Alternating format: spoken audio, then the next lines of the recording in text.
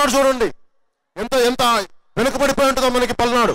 కానీ ఏదో కొన్నిపాటి పచ్చడి ప్రాంతాలు చూసి చాలా మంది నాయకులకి మేము విడిపోతాం అని చెప్పి మనల్ని వెళ్ళగొట్టారు తెలంగాణ నుంచి. ఈ రోజుకి ఒక్క నాయకులు బలంగా మాట్లాడరు. నేను తెలంగాణ నాయకులతో మాట్లాడుతూ నేను మీరు కూడా చూసిండొచ్చు.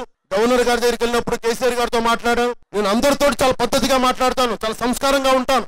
కానీ తల వంచినట్టు కాదు, గుర్తుపెట్టుకోండి.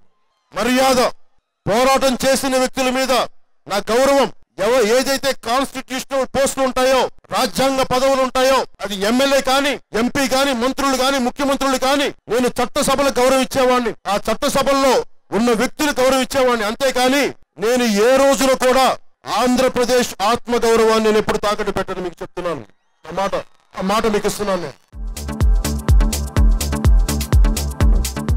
Please subscribe new waves. ఇలాంటి మరిన్ని మంచి వీడియోలు కావాలని కోరుకుంటున్నారా? అయితే పక్కనే ఉన్న గంట సింబల్ను క్లిక్ చేయండి. అలాగే సబ్స్క్రైబ్ చేయండి.